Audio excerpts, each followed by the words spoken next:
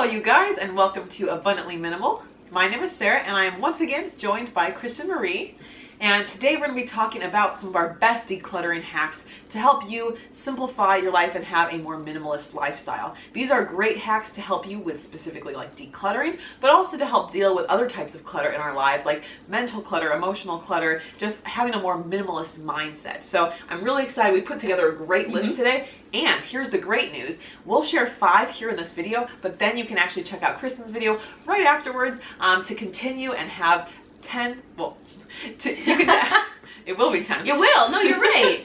You can actually check out Kristen's video for an additional 5, giving you 10 of our best top decluttering hacks. So we're hoping this is a very helpful video for you. And Kristen's video will be linked in the description field as well as the end card of this video. So let's jump into it. All right, let's do it. So first up, I'd recommend getting rid of duplicate items. Now this could be related to like a clothing thing, or it can be really anything that you've got in your space that you have more of than you actually need. Sometimes you have more than one extra, maybe you've got 3, 4, 5, way more of the same kind of thing. Think about what your actual needs are. For a lot of people, I think in our kitchens, maybe you've got a huge set of dishware, but let's be real, do you actually use all those dishes? Do you have a lot of people over? We had a set of, I think 12, and it's just usually Jake and I. And so I know that if I needed a much larger set that we could make something else work like in that situation, but we really haven't been in that situation. Yeah. So for us, we were able to simplify, and I think we reduced our number of dishware down to 8 of each thing, which has been great space saver. And I think there's probably many things in our spaces that we've got more of than we actually need. Shoes. Always.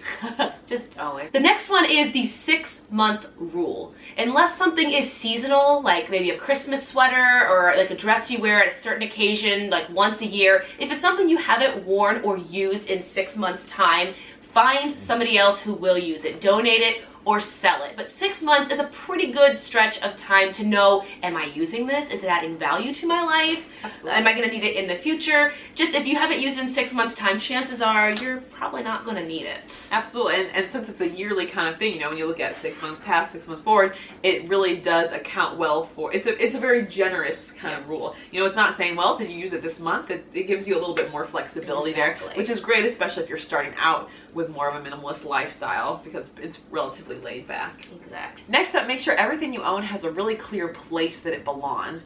One issue with really cluttered spaces is that you might have just a bunch of stuff like scattered everywhere, or you've got maybe a junk drawer or a junk closet or even a junk room, which I've been guilty of in the past before I simplified things.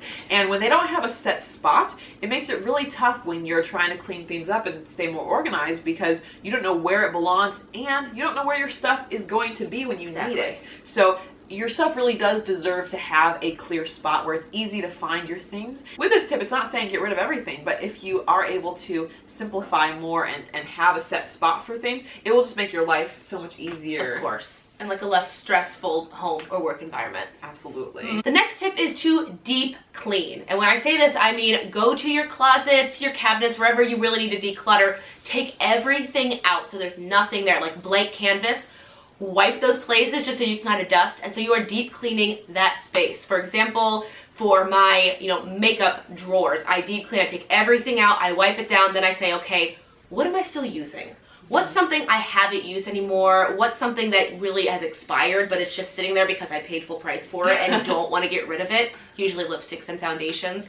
But deep clean your space, which just means remove everything from that space and start from a blank canvas. I love this idea so much, and especially it allows you to really get a good inventory of what you have, because when you've got a bunch of stuff packed in a drawer and you're like adding to it, you don't really know how much you have. So it's always a good chance to sort of check in and see, oh wow, I had, going with your makeup example, I had 6 lip glosses, you know, like why do I have all those? This is me with cooking supplies. Oh, like yes, cumin, pepper, seasoning. I'll go to the store and think, oh, I'm gonna make this. I need to get more spices. And I get home, I have unopened spices of the same thing. And I'm like, I needed to deep clean that drawer a month ago. Yeah. Always. No, the spices is a good one you brought up there. For sure. And that's even, this is pro tip while we're on the spices. A lot of times if you can go to places that have like bulk spices, that can be a great way to buy like just the amount you need for a certain recipe rather than buying a whole jar. That's a so cool nice. option that I found a lot of stores have these days.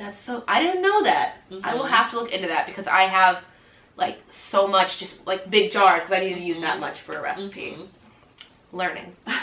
And then my last tip here, which is I think something that's really important even if it's not talked about as much, would be limit what comes into your space. Obviously when we're talking about decluttering, we're talking about getting things out of your space. But if you're not adjusting your shopping habits, you're not going to ever escape the decluttering process.